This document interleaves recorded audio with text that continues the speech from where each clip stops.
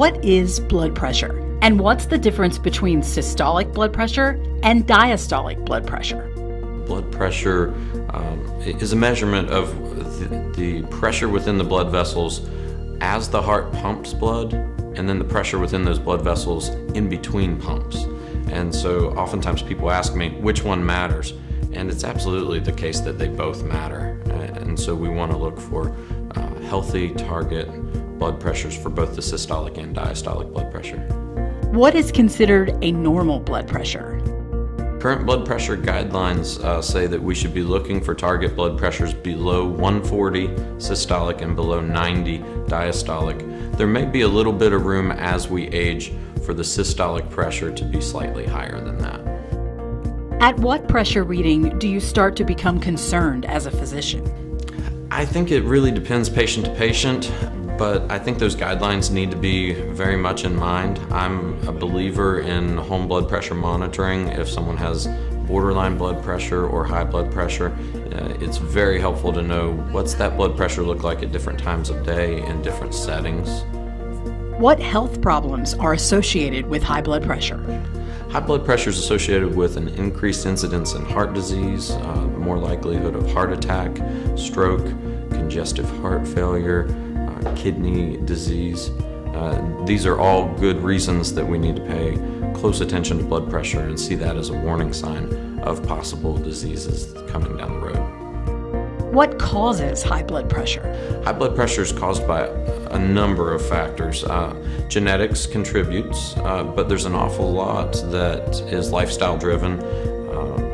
Things like carrying extra weight, high sodium diet, a lack of activity or exercise. All these things can contribute to high blood pressure. Smoking contributes, alcohol consumption contributes.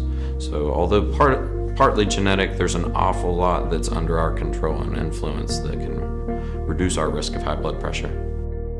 Are there noticeable signs and symptoms of high blood pressure? Some people will experience symptoms with elevated blood pressure. They may experience headache, swelling, flushing. However, this has been for many, many years called the silent killer, and so people should not rely upon the presence of symptoms to indicate high blood pressure. What are the treatments for high blood pressure? High blood pressure can be treated in a number of ways. Starting out, oftentimes increased attention to diet and exercise, decreasing sodium, increasing water intake, losing excess weight. These things can all have an incredible effect on blood pressure. And then, of course, medication is an option as well. Tell us more about blood pressure medication.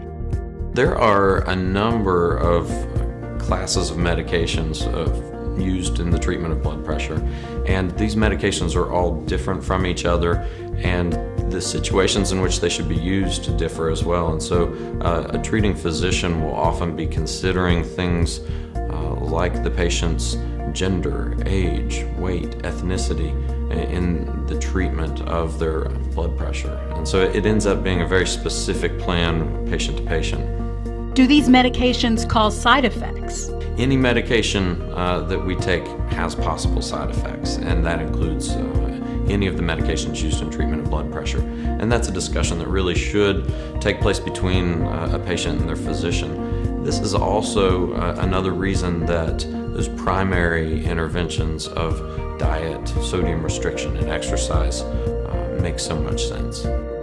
What kind of diet do you recommend to prevent and treat high blood pressure? The most ideal diet is going to be a low sodium diet, focusing on produce and lean meats, reduction of sodium, drinking plenty of water. Does smoking affect high blood pressure? Smoking absolutely affects high blood pressure. Nicotine is a vasoconstrictor, and what that means is it does this to a blood vessel. It shrinks it down, and so as the size of that blood vessel shrinks, the pressure inside it goes up. And so this is something that the typical smoker is going to 20 times or more a day shrink their blood vessels and increase that pressure. If I go to a health screening and I'm told that I have high blood pressure, what should my next step be? I think this is incredibly incredibly important, and this is a valuable piece of information. This is one of the most useful things that can come from a health screening, is putting something dangerous on the radar before it becomes a problem. So I would encourage patients to immediately schedule an appointment with their physician to follow up on that. To check the dates of upcoming St. Mary's health screenings, please go to our website at st-marys.org or call the St. Mary's Wellness Hotline at 304-526-6670.